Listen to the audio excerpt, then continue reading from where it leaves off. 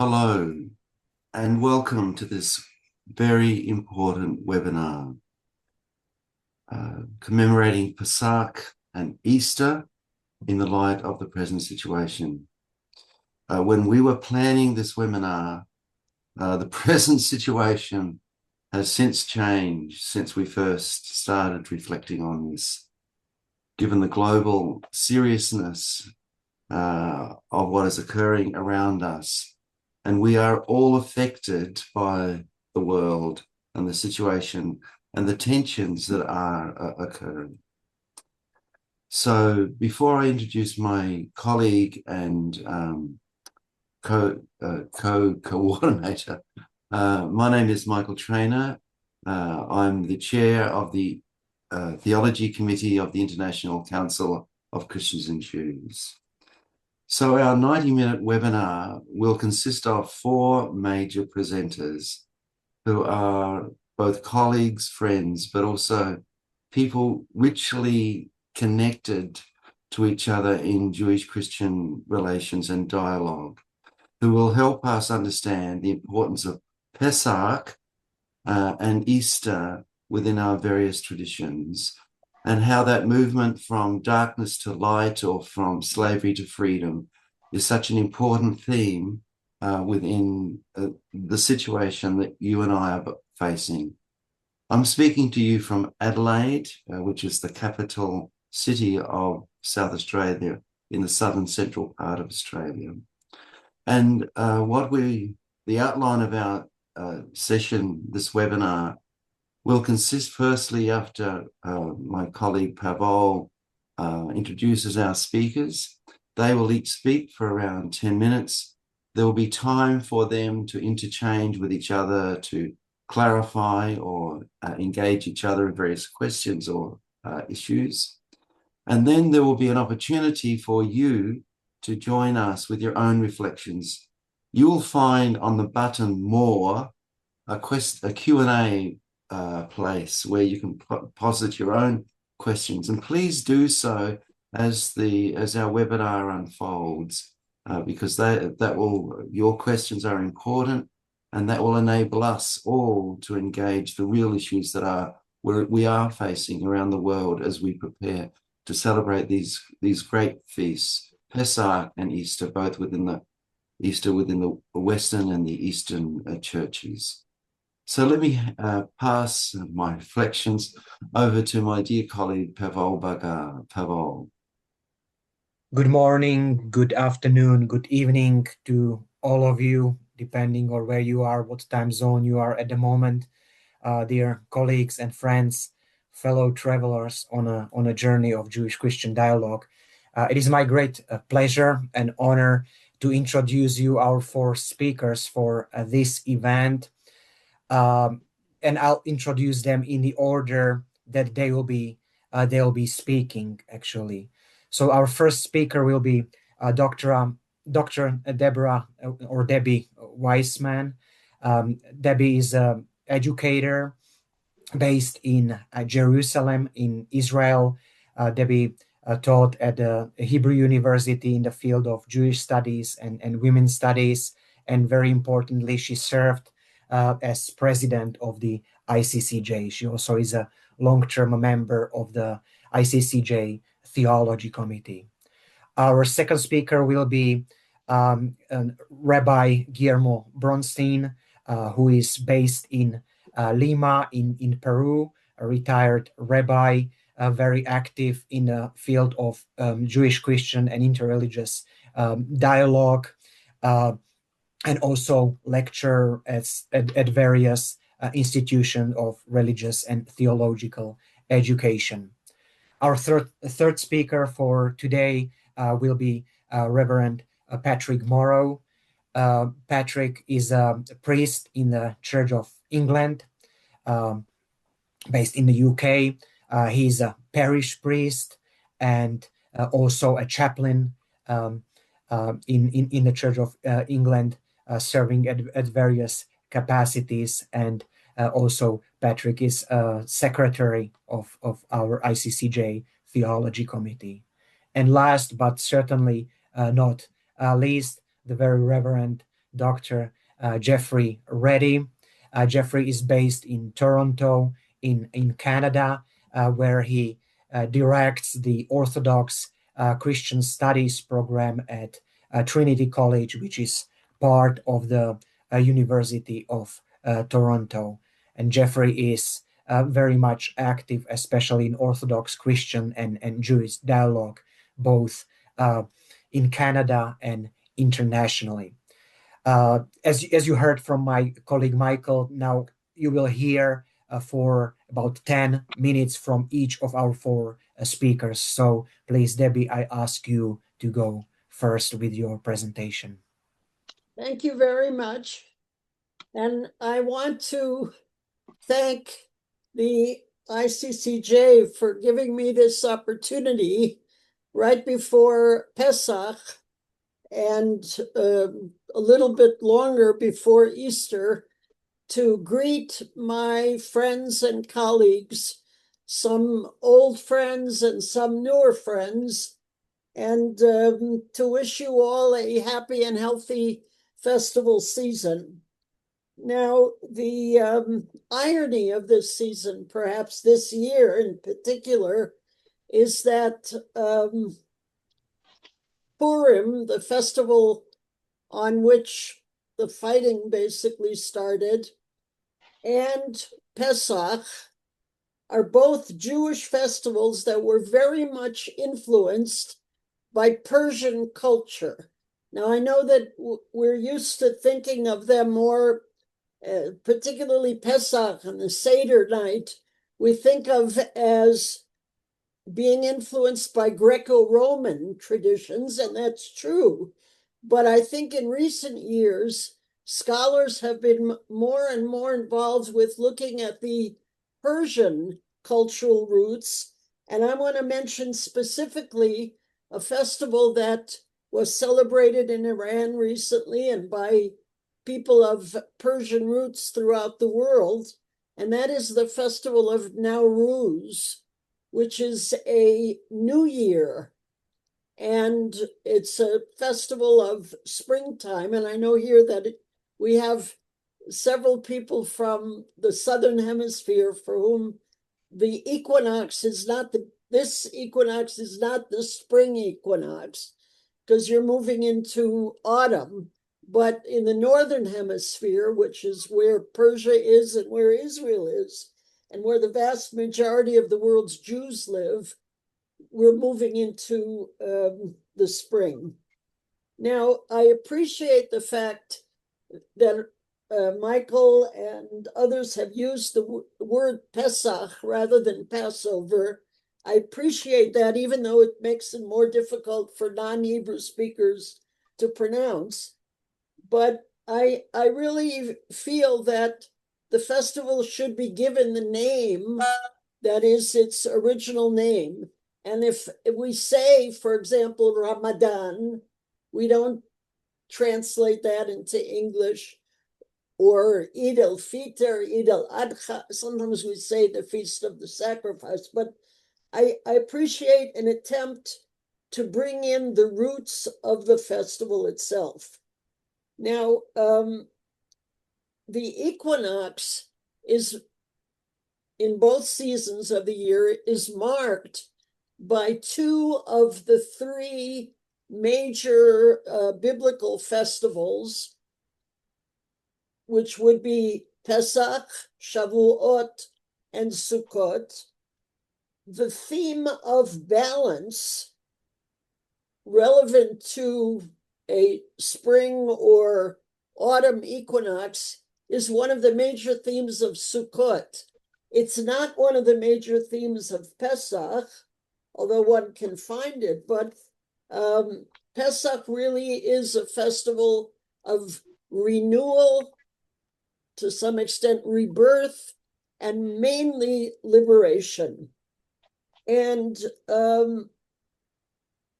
here I want to say that we don't feel particularly liberated by the preparation for Pesach, even in a good year, a year where there isn't a war going on.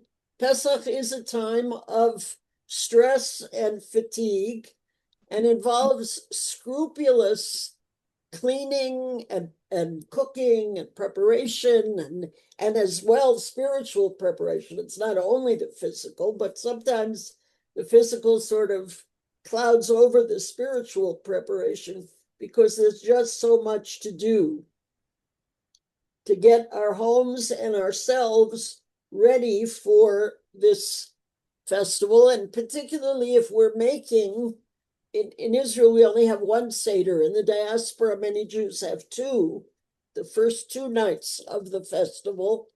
So that's a major meal. And we have friends coming and family, and sometimes we have interreligious guests who are with us for this experience. I'm fortunate this year in that I can do a more minimalistic preparation because I'm invited to some friends who are making the Seder in their home. Now, if you will permit me, I would like to say something about the present situation here, which is that it's such a pity and a tragedy that we got involved in what I personally consider to be an ill-timed and unnecessary round of fighting. And I hope that it won't last much longer. It's already been close to 4 weeks, and I'm hoping and praying that we'll find some way to get out of this mess. The war is being used by the government coalition in Israel to push through a lot of very, very problematic legislation. And I want to mention two things. One is to expand the powers of the religious courts in Israel. And I'm speaking as a religious Jew for whom halakha, Jewish law, is a very serious and important part of my life. But I think that this is, it's not right that this legislation should be pushed forward in a time when people's minds are preoccupied with the war. And secondly, there's an attempt, and I think it may pass, to push forward death penalty for terrorists, which, although we've had terror for many, many years, the perpetrators have not been executed. And one of the problems with this legislation is that it's discriminatory. In other words, it suggests that we need the death penalty for Arab terrorists, but not Jewish ones. And I personally don't believe in the death penalty for either group. And I think that it'll be very unfortunate if this legislation actually does go through. A lot of terrible things are going on in Gaza and on the West Bank. And I think the war is preoccupying most people, and they're kind of oblivious to some of the other things that are going on that we should be very careful about. So what I would like to suggest in conclusion, and I know that I'm not speaking the full 10 minutes because I want not only to give my colleagues an opportunity, but also to participate in a discussion afterwards.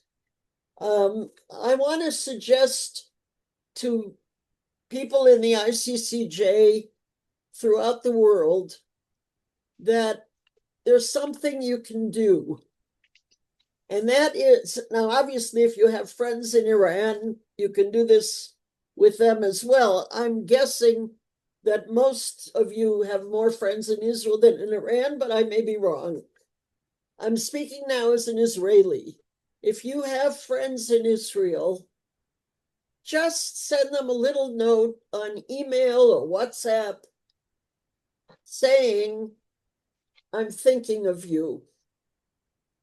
I think that that's a very powerful message, which I've been fortunate to receive from some of my friends and ICCJ. And I would suggest that others of you who know people in Israel, who know people in the region, just let them know that you care about them, you're thinking of them, you're concerned about the situation. And at the same time, of course, you can wish them a happy holiday. Thank you.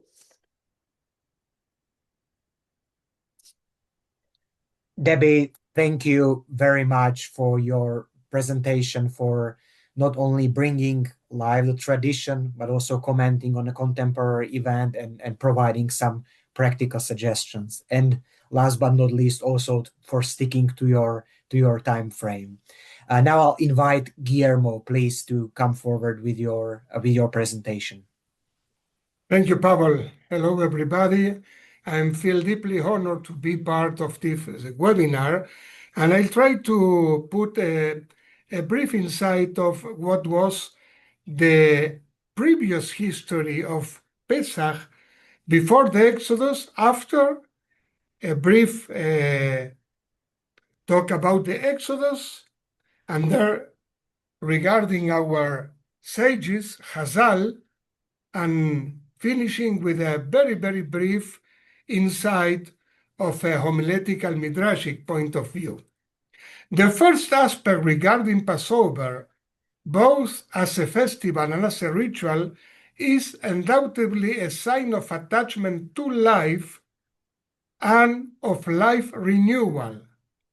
And not just any renewal, but one as a gift from God.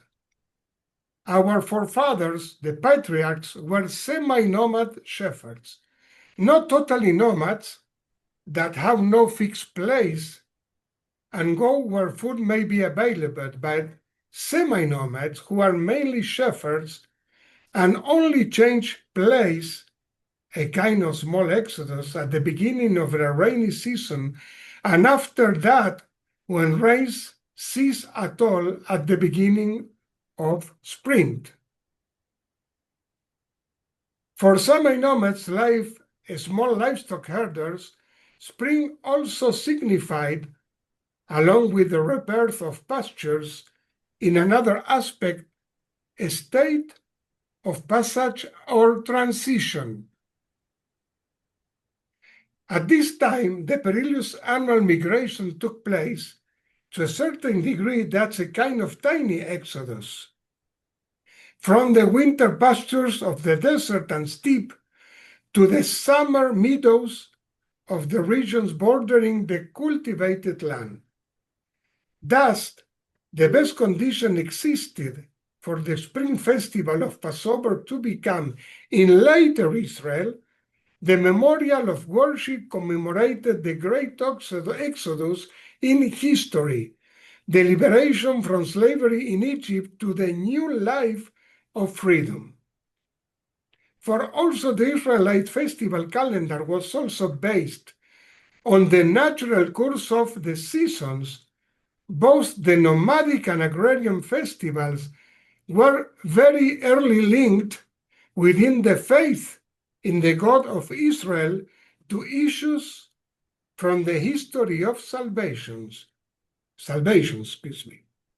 For the Israelites, creation was a salvific act of their God, and therefore so was the change of day and night, month and years. Therefore, the Lord's power over nature prompted him to establish a festival of thanksgiving, but even more so, God's salvific action in the history of his people, and especially the fundamental saving event of the Exodus. Passover took root among the desert nomads, but as the Austrian-American historian Salo W. Baron puts it, it linked the ancient festival of spring, of new life, with the cultic representation of that historical event.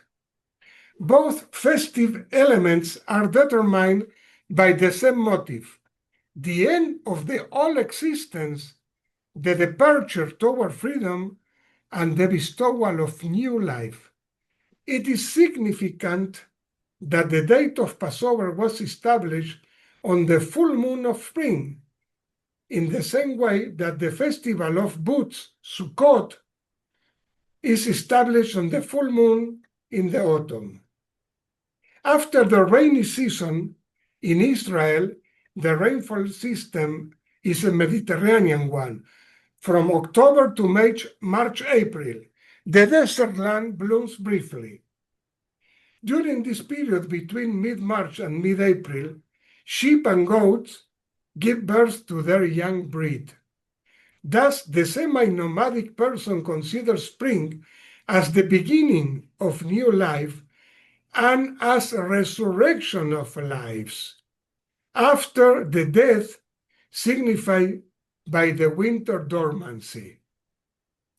This recovery of resurrection of life was, for the shepherd, the most significant event in his entire calendar, because it meant water, pastures, birth, and life.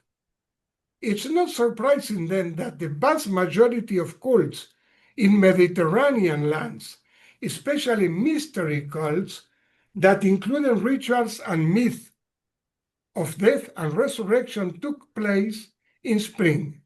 In Egypt, for instance, Osiris and Hioak, Eleusis in Greece, Dionysius, Cibeles, Mithra, Tammuz in Mesopotamia, etc., etc. Now let's go to the noun Pesach.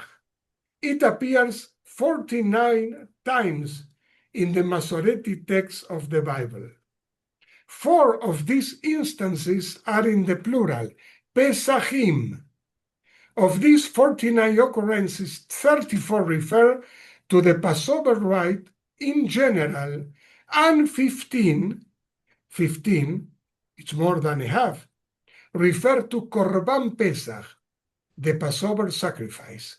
Significantly, in rabbinic literature, the name Pesach alone generally refers to the sacrifice specific of this festival. When our sages, rabbinic scholars, Chazal, Chachamenu Zichronan Livracha, our sages of blessed memory, wish to refer to the festival, they name it not Pesach, but Chag HaPesach, the feast of Passover. Of the 10 chapters that comprise the Talmudic tractate Pesachim, only the last one, the 10th, is dedicated to the order of Passover meal, the Seder. The first and second chapters will the preparation of the matzot, the unleavened bread, and the burning of the chametz, the leavened bread and unleavened foods. The remaining chapters 7 among 10 are primarily concerned with the sacrifice of the Passover lamb, something that was not part of the ritual in Talmudic times, because it was have an end with the destruction of temple in the year 70 of our age. In the path of a midrashical interpretation, permit me also bring another biblical fact. 25 times along the biblical text, the word with which the text names the festival is La Asota Pesach, to do the Passover sacrifice. The 20th century Israeli thinker Yeshayahu Leibovich stated that in that word, to do, is encompassed the whole view of rabbinical Judaism. For Leibovich, the Jewish concept of faith is never defined by what an individual believes, but by how she or he expresses those beliefs in action. And here, action is constrained to deeds as expression of God's will as written in the text of the Torah, the Pentateuch. So, La Asota Pesach is not only how we read and how we interpret the text referred to the Passover sacrifice, but the way we, both as individual and as a community, concrete in action that or those texts that convey the Lord's will. So, having this concept in sight, permit me to add another exposition in the way of a midrashical exegesis, hoping I'm not mistaken in doing this. Sacrifice in Hebrew is korban. Korban's root has the letters of the word karov, and karov in Hebrew means near, to approach, to bring people as close as possible to something. In that sense, how does the Passover sacrifice bring people nearby? Near to what? And what is the aim for that uncoming?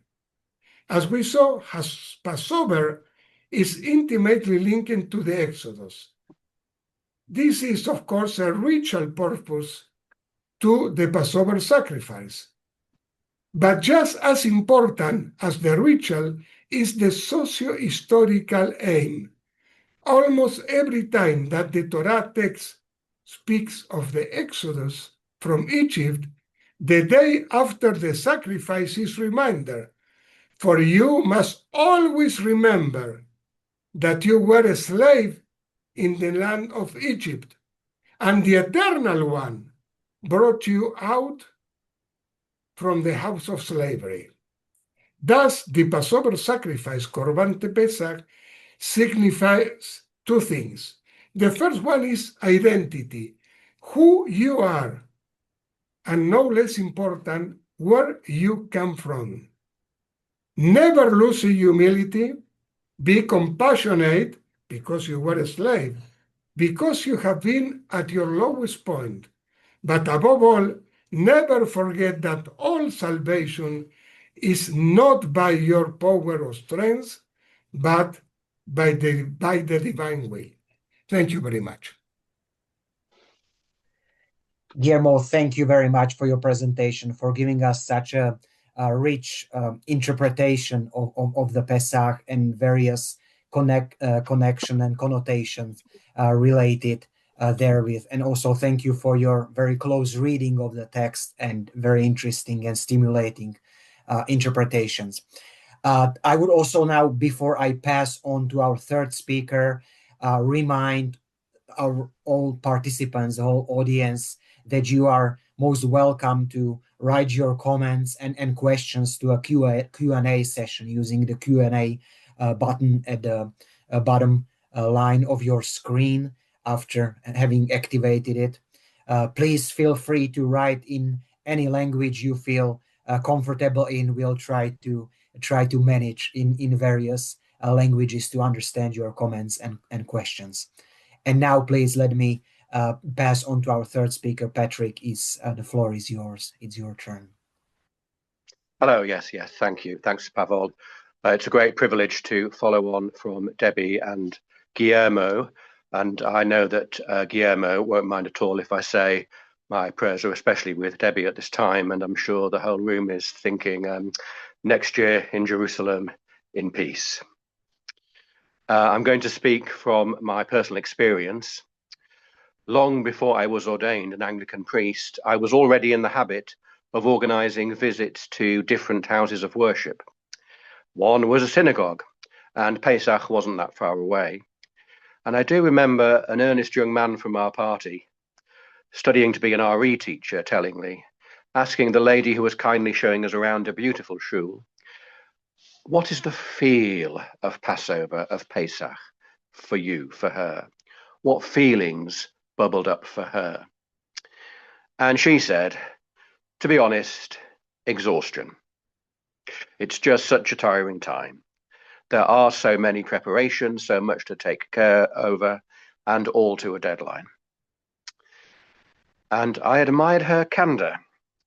And I was minded to say that I've never heard anybody speak that frankly about a major festival, how it really hits you before or after. But of course, Debbie has herself touched upon this. And I also am going to say something that mirrors that wise woman's words.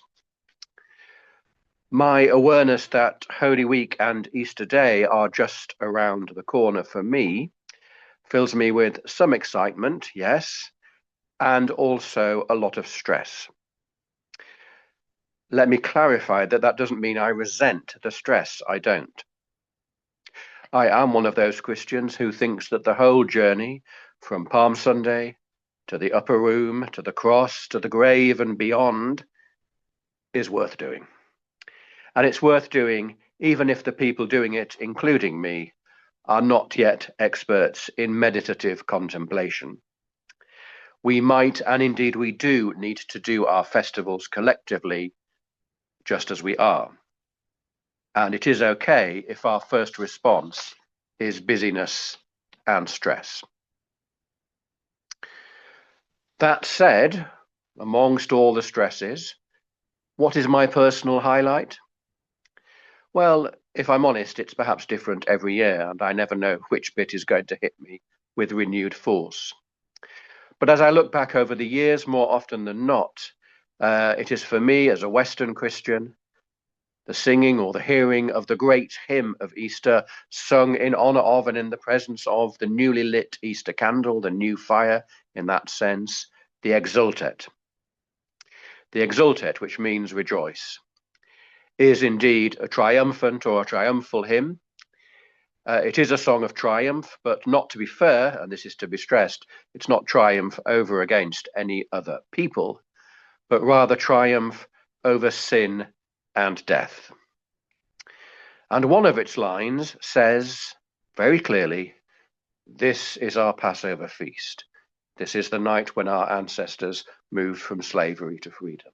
This is our Passover feast." And that's actually something that I have had to give much thought to over recent years. In England, and yes, in my own church, the Church of England, at least in places, something of a pattern grew up of having Christian Seders, and I'm using scare marks deliberately, Christian Seders, either on Maundy Thursday, Holy Thursday, or very close to it. And believe it or not, this was very often, and at times still is, something that is thought to aid Jewish-Christian relations and to help Christians get in touch with, again, scare marks, their Jewish roots. It also happens, and I've had a tiny, tiny hand in this, that objections have come to the fore in recent years. Because, of course, as we've heard, the Jewish Seder is in fact a whole order. It is a whole pattern of engaging with the themes of liberation and exodus, and that order, that Seder as order, we know to be, in important ways, later than Jesus. We know, we might think, the bare basics of how Jesus celebrated the Passover, but we don't know that we can call what he did a Seder. And we know that using the word Seder as it is used in living Judaism, it wasn't a Seder.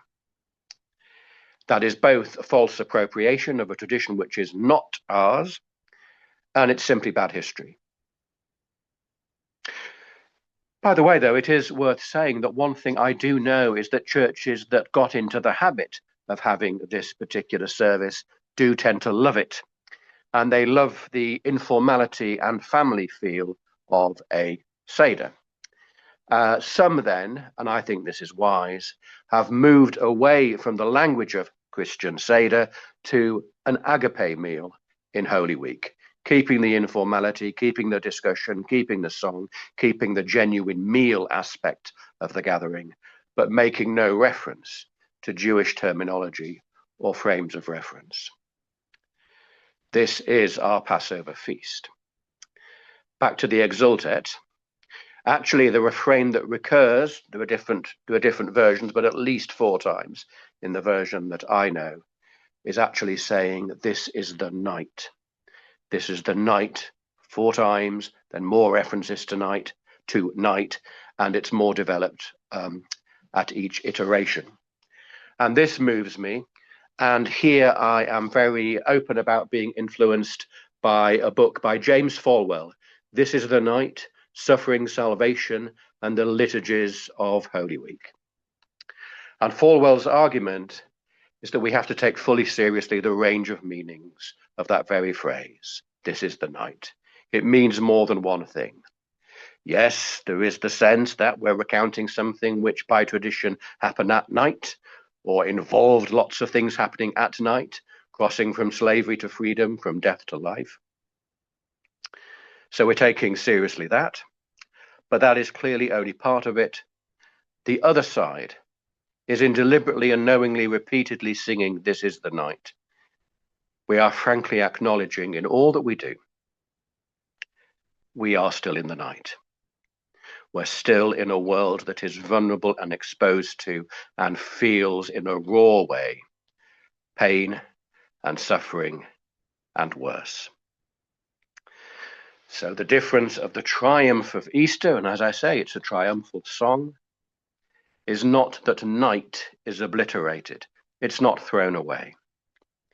It is rather that this universe-changing intervention of God happens in the midst of the night, in the sense of in the midst of human pain. And it changes, but does not take away that human pain.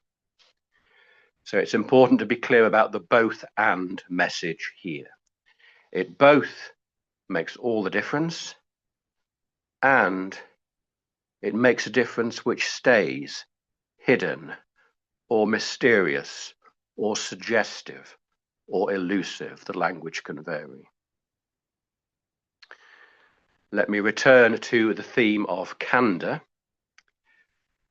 I can honestly say, and I've been doing it for about 30 years now, that I've never gone through Holy Week and Easter thinking, here is triumph.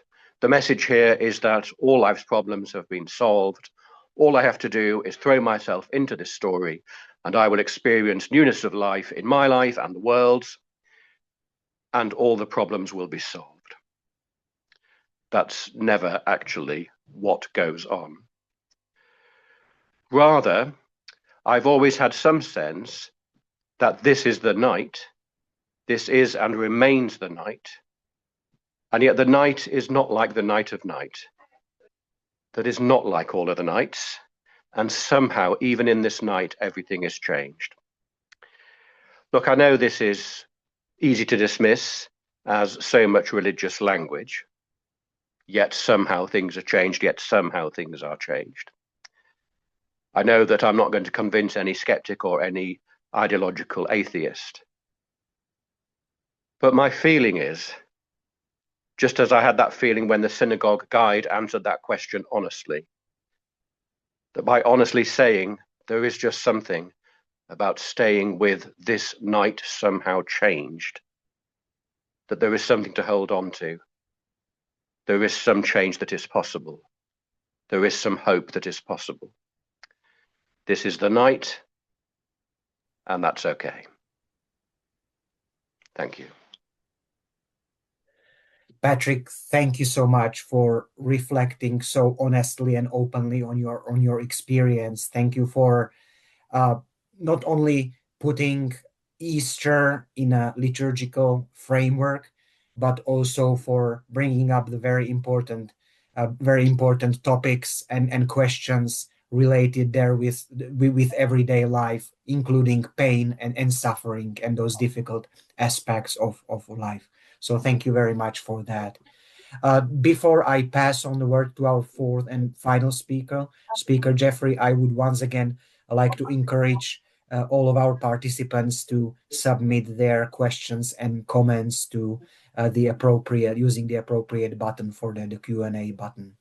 But now, please, Jeffrey, the floor is yours to present your paper, your contribution. Thank you, Pavel, and I want to echo the others' sentiments that it's a real honor to be with you all as we draw together from very different parts of the world, but I think with a fairly shared experience these days of being part of a world in which that night that Patrick has just invoked continues to be part of our experience. So I'm reflecting today from Orthodox Christian tradition, and in Orthodox Christianity, the feast we're discussing today is called Pascha, which is simply the Greek form of Pesach. When Orthodox Christians call the feast by this name, we're keeping it tethered deliberately and insistently to a specific story, the story of Israel's deliverance from Egypt. The story of a people enslaved, a tyrant confronted, a sea crossed, a liberation enacted by a God who the scriptures insist takes sides. Passover stories are not vague or generic. They're about something particular, an oppression named, a power defied, a people brought through to the other side. Pascha insists that we keep that particularity. In Orthodox tradition, Pascha is an enacted narrative event, an embodied communal procession from darkness into light. The model for this, which Orthodox Christianity largely inherits without always naming explicitly, is the ongoing Jewish celebration of Passover. In every generation, each person is obliged to see themselves as if they personally left Egypt, not as if their ancestors did, or as a historical memory held at a distance, but personally, in their bodies, now. That is the logic Pascha carries forward. The feast is not saying, remember what God once did long ago for other people. It's saying, know yourself as someone this story is still about. Know yourself as someone who has been and perhaps still is in Egypt. And know yourself as someone for whom the God of the Exodus is still at work. The weight of this Paschal narrative is, of course, the central place the Exodus story holds in the scriptural canon as a whole. It's the lens through which, just as Israel does, Orthodox Christians read everything else. The Torah is shaped around it. Even the creation narrative that opens the scriptures anticipates it. The God who divides the waters and raises up dry land is already on the first page, the God who will part the sea and bring his people through it. The prophets return to the Exodus constantly. Isaiah speaks of a new Exodus. Jeremiah promises a new covenant that will surpass even the Sinai covenant. Hosea calls Israel back through the wilderness as through a courtship. The Psalms are the songbook of a people who have been delivered and who are often still suffering, still waiting, still crying out to the God who once heard them. What this means is that the scriptures as a whole are the literature of a people who have been oppressed, and who believe with everything they have that their God acts in history on behalf of the marginalized. That is not a modern political reading imposed on ancient texts. It's what the texts have always said from the inside. Communities who have needed this to be true have always known how to read it. Liberation theology among the poor of Latin America, the black church in the American South, the churches under apartheid. None of these were misreading the Bible. They were reading it with the grain, because the text was written from the beginning for people in their situation. But what happens when a community forgets it is reading the literature of the oppressed and begins to read it as the literature of the powerful? There's, of course, sadly, a reading of the crucifixion that has been for much of Christian history the dominant popular one. On this reading, Israel handed Jesus over, the Jewish people bear a collective guilt for his death, and the church supersedes Israel as the bearer of God's promise. Easter, on this account, is the moment when the old story ends and the new one begins. Passover is superseded and Israel is replaced. This reading is not only theologically mistaken, it has been catastrophically, lethally dangerous. Some of the worst violence against Jewish communities in European history was carried out during Holy Week, inflamed by exactly this misreading, sometimes from the steps of churches. But Jesus was crucified as Israel, not by Israel. The cross is not the moment at which the story of Jesus and the story of Israel diverge. It's the moment of their deepest convergence. Israel's story, as told in the scriptures, is largely the story of a suffering under empire: Egypt, Assyria, Babylon, the Seleucids, and then Rome. When Jesus is handed over to Roman authority and executed by a Roman method of punishment, he enters into and recapitulates that long history of imperial violence against God's covenant people. The cross is the culmination of Pharaoh's oppression, of Nebuchadnezzar's destruction of the temple, of Antiochus's desecration of the holy place. Read this way, the Passion is not a rupture between Jesus and his people, but the deepest possible identification with them. This is the reading most consistent with the suffering servant tradition in Isaiah, which the earliest Christians drew upon to interpret the crucifixion, a tradition that is collective and representative in its original context, and which loses its depth when reduced to a transaction between God and an isolated individual. Jesus on the cross is Israel under Rome, and his vindication in the resurrection is the vindication of the God of Israel over the powers of this world. When preachers or hymns present the Passion as a story of what the Jews did to Jesus, they invert this entirely.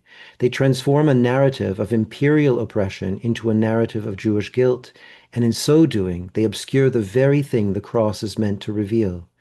This inversion became possible precisely when Christians had reconstructed themselves as Romans, as the dominant partner of empire, rather than as a movement of those on the underside of power. A religion whose founder was executed by the state is politically intolerable for a state church. The guilt for the crucifixion had to be relocated, and it was relocated onto the Jewish people. That relocation has consequences that reach to the present day. Recognizing it is the precondition for reading the Passion honestly and for understanding what Pascha is actually celebrating. One of the things the scriptural tradition does with great consistency and considerable courage is name its enemies. It names specific powers and shows how they operate. Pharaoh is the prototype, but the scriptures are careful to show that Pharaoh is a type, a recurring figure in the drama of history. He appears as the Assyrian, as Babylon, as Caesar, as Herod, as the colonial governor. He appears also in a long line of unrighteous rulers in Israel itself that the prophets call out. The names and the empires change. The logic does not. Power concentrated beyond accountability, people enslaved or expendable, resistance criminalized, the vulnerable told their suffering is the natural order of things.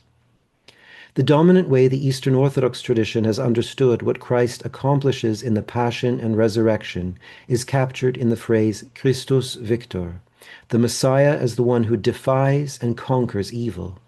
Not primarily a sacrifice offered to satisfy a debt, but a confrontation with the powers of darkness, oppression, and death, and a victory over them from within.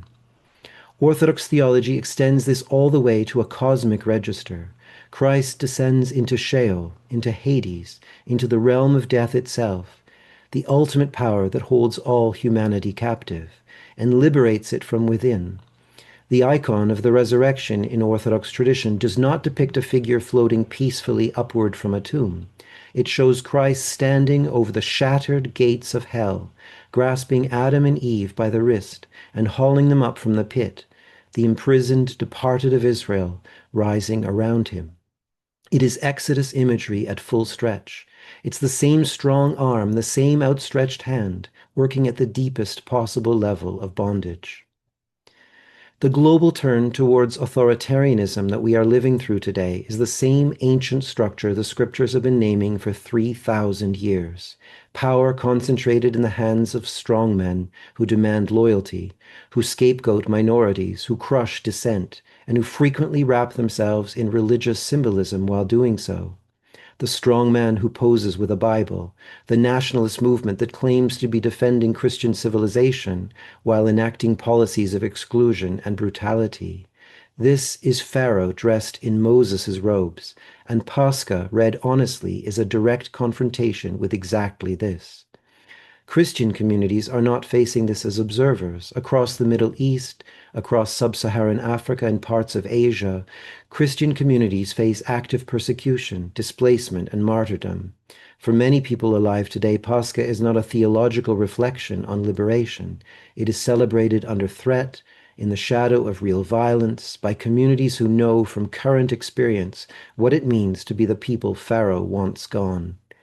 And alongside them, sharing the same vulnerability targeted by many of the same forces and the same ideological currents, Jewish communities face a level of anti-Semitism that has not been seen in decades, rising across the political spectrum. The communities rooted in this story, Jewish and Christian, are being targeted by the same logic that the story has always named as the adversary of God's people. The shared vulnerability is itself a sign pointing back to a shared story. And in that shared story, the God of the Exodus does not remain neutral. The God of the Exodus moves. That is perhaps the most scandalous claim this feast makes, that the God we are speaking of is not equidistant between Pharaoh and the enslaved. God crosses to one side of that line. Pascha is the annual, communal, and embodied insistence that this is still true. Pascha cannot be a private, spiritual, or merely religious event. To celebrate it honestly is already a political act, in the deepest sense of that word. It's a declaration about who holds power and who does not, about whose story is true, about which version of events the community stakes its life on. The community formed by this feast is called to carry its memory into the world, to stand as the God of the Exodus stands with the oppressed and against the powers, including and perhaps especially when the powers wear a cross. The worst betrayals of this tradition have not come from its declared enemies. They've come from within when the church has made its peace with Pharaoh and called it Christian civilization. Pascha holds three tenses together, and all three matter. It's a past event. Something happened, in history, in an occupied country, outside a city wall, in a garden, in a tomb. History was changed. It's also a present reality. Christ is risen now, and the powers have already been confronted and found wanting. The last word does not belong to any Pharaoh or Caesar currently in office. And it's an eschatological hope. The liberation is not yet complete. We are still crossing. Many are still in the wilderness, and morning is still coming. In the Passover Haggadah, it is proclaimed, our history moves from slavery to freedom. Our narration begins with degradation and rises to dignity. Our service opens with the rule of evil and advances towards the kingdom of God. In the Paschal services of the Orthodox Church, we sing songs of victory about those same moves, slavery to freedom, degradation to dignity, death to life, and earth to heaven. These are oriented to the kingdom of God, to what is invoked as the Pascha of the age to come. Patrick spoke of the Exultet's insistence that this is still the night. And in our tradition as well, these narrative songs of liberation begin to be sung on the night of Pascha in complete darkness before the dawn comes. This is not a celebration of a world already set right. It's the community's declaration, made in the dark and against available evidence, that no empire, no strongman, no prince of this age gets the final word. We sing it for one another. We sing it for all those, Jewish, Christian, and everyone else caught in the grip of the same ancient logic, who are still waiting for morning. And we sing it as a promise and a commitment that we will not mistake the darkness for the truth. Thank you. Jeffrey, thank you very much for making such a strong case for readings of our scriptural stories of our tradition, of our festivals that stand on the side of the oppressed, of the marginalized, that seek to deconstruct the religious legitimation of political power. I simply love the image of Pharaoh dressed in Moses' robe and the need for stripping of the Pharaoh of this Moses robe. So thank you very much for this liberative reading. As Michael already announced at the beginning of our event, now it's a space for all our speakers, and I'm very glad that they came back on screen to interact with each other. You are most welcome now to bring forward your comments or questions for each other, arising from what we heard so far. So please, the floor is still yours, the panelists, before we open it to audience and the questions from the audience. We already have a few there, but of course we are waiting for and hoping for some more. I want to thank especially Patrick for his insight about the exhaustion of the previous days of Pesach. And of course, we who are observant in the Jewish community, for us, this day especially, this year, both Pesach and Passover day and the Good Week, they are coincident in the calendar. So we are now in the most highly hot point of the preparation for Passover. So I can understand very well his experience on that point. But it's not only exclusive for Passover. Also, when you have to prepare for Rosh Hashanah, especially for Yom Kippur, and immediately when Yom Kippur finishes, you have to be prepared for Sukkot and to build the Sukkah and to get the 4 species. It's very exhaustive also, no? So we have rather an experience on that. I think it is interesting that when we talk about liturgy, and that might not be the best word, our festivals and practices, there is often a lot of communality. And what Jeffrey really pointed out, I think it was more implicit in my point. My point was this is the night, emphasizing the night, but I could just as easily have emphasized that this is the night. This is the night, because there's that concertinaing of time, really. So we are in Egypt and we are being liberated. That's an understanding that is clearly common to both faiths, and I find it very moving. And of course, is yet another reason why Christian Seders are so problematic, because it doesn't fit into liturgical time because we're not following a Jewish calendar. I was I really thank Debbie for bringing out the Persian influence of the Seder, because that's something that I hadn't thought about really. And of course, it's right. You know, we do borrow from each other all the time. We meaning the families of the world. So that I shall ponder some more on, certainly. I think it's obvious that we're a group of friends. I hope that's obvious anyway. So we don't have a debate where we're one side, trying to play any rhetorical tricks with the other side at all. Clearly, we're building up a cumulative point, I think, and it's been an honour to be part of that. Patrick, I want to say thank you to the 4 of you for such a rich engagement from different angles, all of which I found very nourishing. And I just want to ask you, Debbie, and you, Guillermo, as you enter into, and of course I could ask that, the same question I'm asking you, I can ask myself too, as I celebrate Holy Week and Easter with my congregation. But as you enter into Pesach, either of you, what is your hope that will emerge from this celebration, this commemoration, this memory? So I think that's a very important question.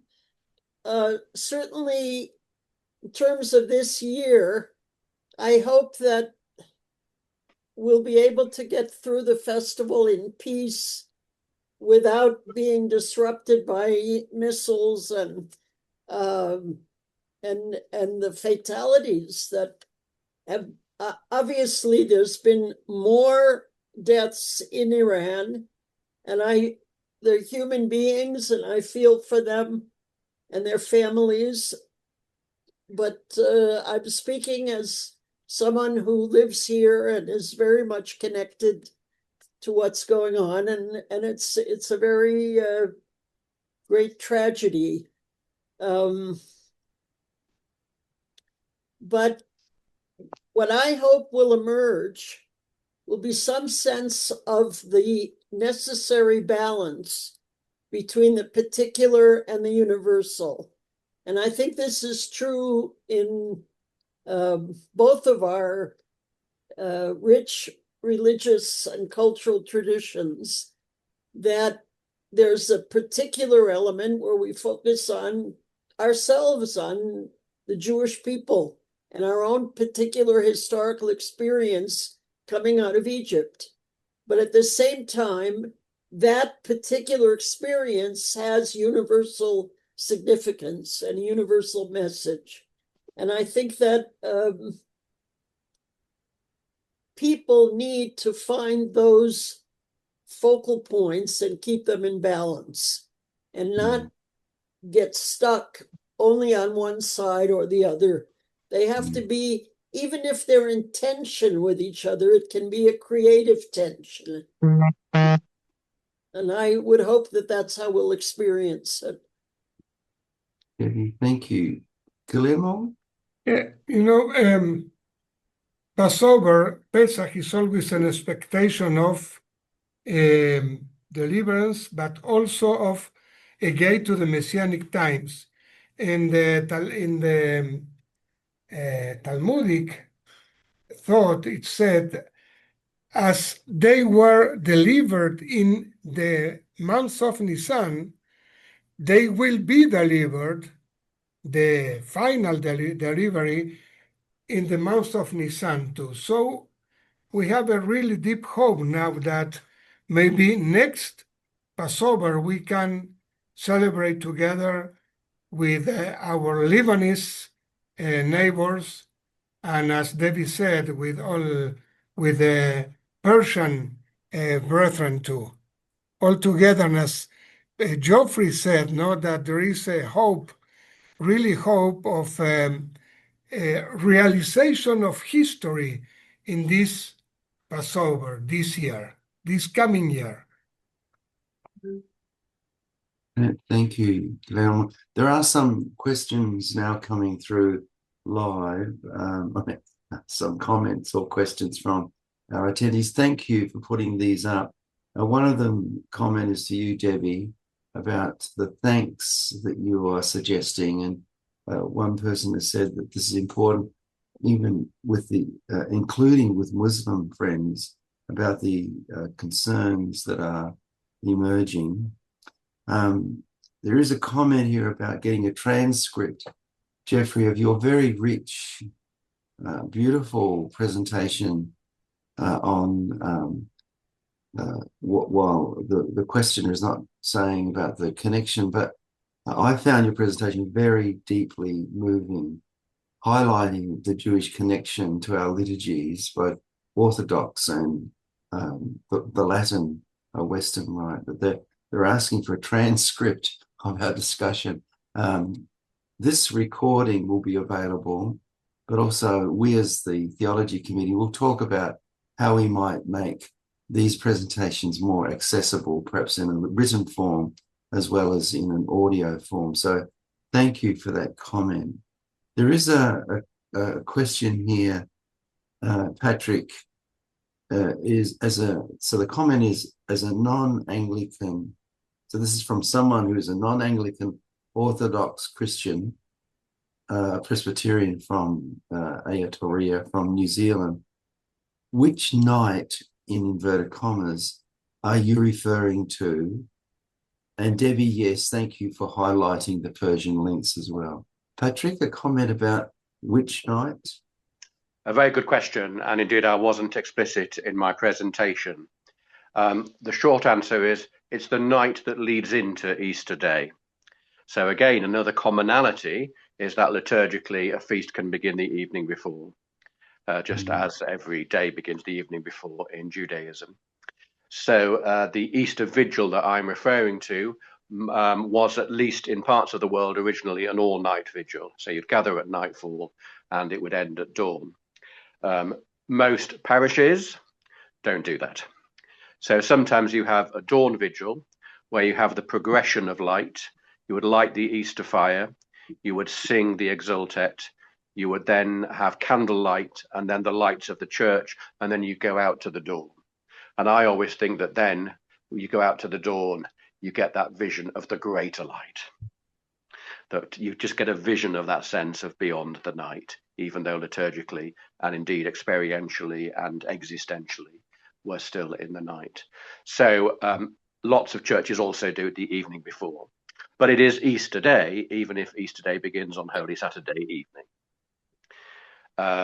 And so if you've already said on Maundy Thursday, this is our Passover feast, and we're going to do a Seder, you are taking something away from the Passover moment, which is Easter Day itself, even if it's the evening before. Jeffrey, as you were bringing together this integral reflection that I found very, very helpful in terms of it's not back then, it's now, and it's here. What was happening inside you, if I may ask this, as you were putting together this this wonderful presentation? What was going on inside you? Thank you for the psychological question, Michael.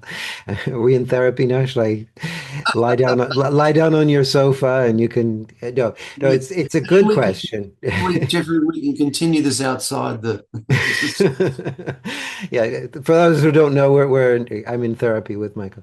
No, honestly, I think the best answer is probably what we're seeing reflected in some of the comments here in the Q&A. Like, what can we do about this? I mean, I'm probably not alone on this webinar today to be absolutely traumatized by the daily, rundown of the news. I dread waking up in the morning and checking what's now happened in Iran, in Israel, throughout the Middle East, let alone, even in the last few months, just south of the border here in Canada, where I think there has been a rather sharp authoritarian turn in a lot of problematic things in terms of the way immigrants have been treated and the marginalized and disabled and so forth. And I regularly tempted towards despair on all of that. And yet what keeps me from despairing is the God of Exodus, right?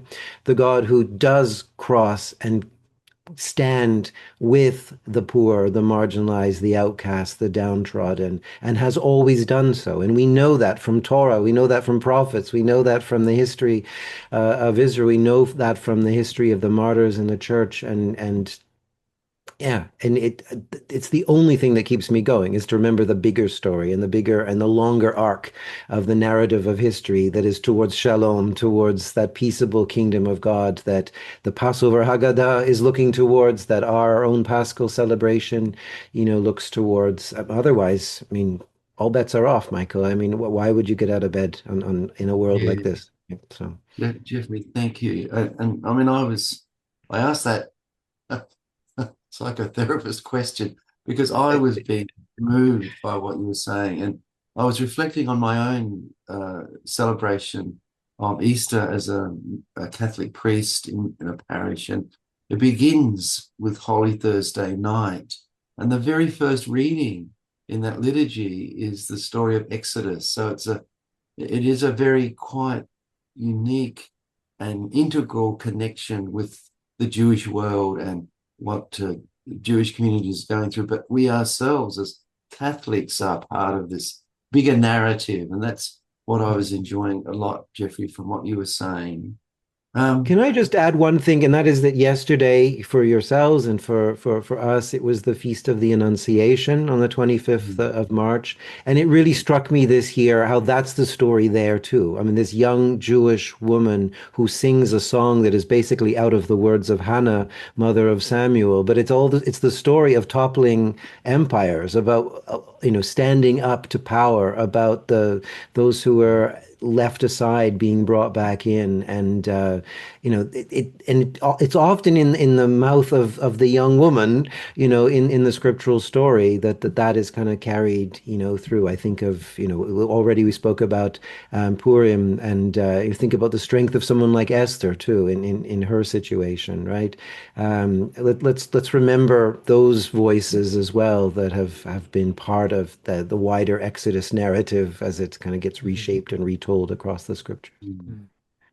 Yeah, Jeffrey, thank you very much for this. I mean, it reminds me, or what I would like to say with regards to all four of your presentations.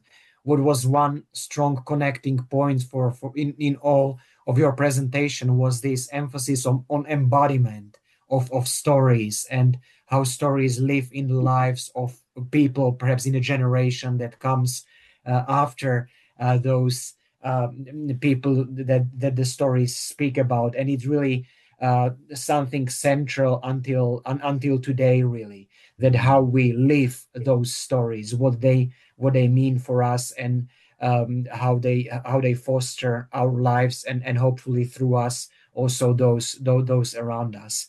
So really the way the story shaped us as individuals and as communities, and gives us strength as well to go through to all these difficult moments that also appeared in your presentations, and also in some of the comments and questions in a Q&A. Well, that links into a comment Sonia has just put up. And let me just read it and then invite any of you to make a reflection on it.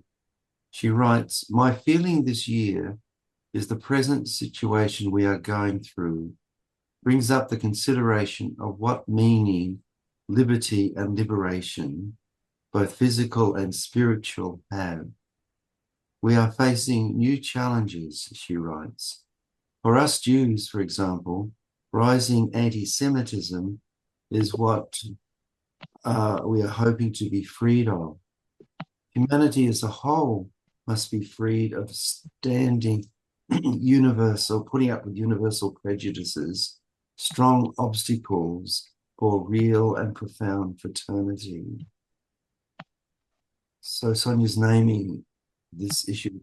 It's connecting, Debbie, to what you were saying, what all of us have been saying. Any comments to what Sonia has been raised here?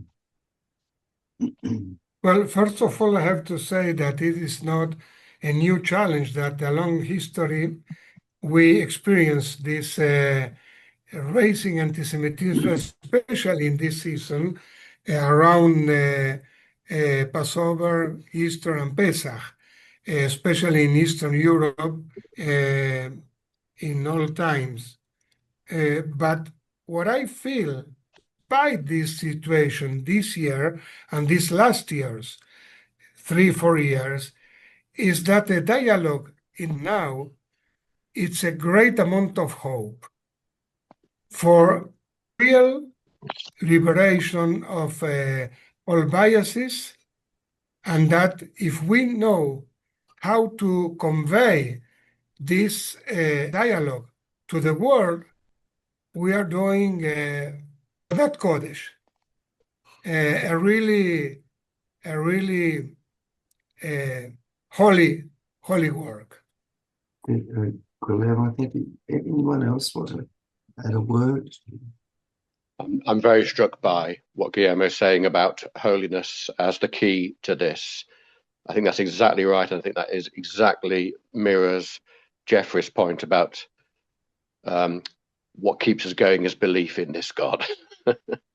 And part of the holiness, the otherness of God, is God's holy partiality. He's always on the side of those who are struggling for peace and justice and fellowship so much more than peace and justice as slogans, for an embodied, good, free life. God is holy in this way. Thank you, Patrick. Any other comments about what has been reflected on here? There's a comment here from Joan who just says, having, as a Christian, spent 30 years in Israel and being involved in Canadian Jewish-Christian relations in Calgary, I want to thank the organisers for the dialogue, and especially the connections between Pesach and Easter or Pesach. So there is this, obviously it's speaking, what we're reflecting on is speaking into the very concerns, I think, that we have, those of us involved in this webinar as well. And there was a comment, I tried to find it before, Debbie, it was addressed to you from Halima. She wanted to say thank you, especially for your thoughtful words about sending greetings to friends in Iran, of course. And then she was talking about her Muslim friends, and she's very concerned for her Jewish friends in Tehran. So in other words, this conflict, this war, as it's being called, is affecting not only friends of ours and our friends and colleagues in various, different religious traditions, but also it's happening within this moment of Pesach as we come closer to Pesach and Easter. So this conversation and the insights and reflections we are offering is so relevant at this time. Are there other comments that anyone else would like to make? I just want to call to mind something Debbie said in her presentation at the beginning. And the war itself is awful, but it's also distracting people from other very serious issues. And I think that's in every location of the globe, because typically war becomes cover for, eroding civil liberties and, changing laws and shifting funding into the military industrial complex and that sort of thing. And we've heard, very directly from Debbie about some things in Israel. So there may be something we can lend support to here about those kinds of issues. The prophets of Israel that we are all invoking were very keen to make sure that the criticism was an internal criticism. You start at home in terms of judgment and justice and everything, and war does the opposite, right? It tries to make the other the one that you're judging. But let's not forget that prophetic impetus to make sure that we are not, using this as an excuse to slide towards injustice and unrighteousness. Yeah. Thank you, Jeff. Friends, we'll be wrapping up soon in a few minutes, so perhaps just to give a chance to all of our panelists, if they want to have some final word at this moment. Well, I just want to say that I've been very moved and impressed by everybody's contributions, and it's an honor for me to be part of this very thoughtful and inspiring group. Debbie, thank you. Ditto. Thank you. But also, Debbie, you're in the, if I can use the word, firing line, and so what you are reflecting on is so valued. So thank you. I've also been very moved by what everyone said, and I think we've named the exhaustion clearly, and we've named the impossibility of the times that we live in. But I think we also have found our way to hope. So I take some personal hope from the discussion. I want to insist that for all of us, this time is a time, above all, of hope. And we need to keep the hope. When we were preparing this, we were talking about the fact that Debbie might not be able to be with us the whole time. She might be ducking into a shelter. I'm glad you managed to be out of the shelter today, but the Passover Pesach this year is very much like that first Pesach, right? So this is quoting from Exodus 12. This is how you shall eat it, your loins girded, your sandals on your feet, your staff in your hand, and you shall eat it hurriedly. So I pray, Debbie, that it won't be quite so hurried and that you will have time to be with friends and family this year, but know that this is the Pesach of the Lord, right? That we are all, some degree or another, in pilgrimage pilgrimage and journeying, and we need to be ready to go. So prayers with you all. Jeffrey, what a beautiful note, an appropriate note to end our webinar on. So this is a webinar hosted by the International Council of Christians and Jews. This was developed by the Theology Committee of the ICCJ.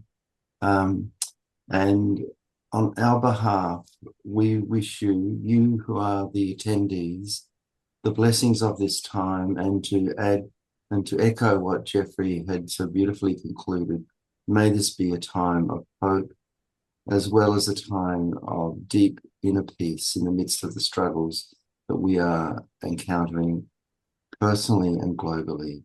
May God's blessing be upon all of us, and shalom. Thank you for joining us.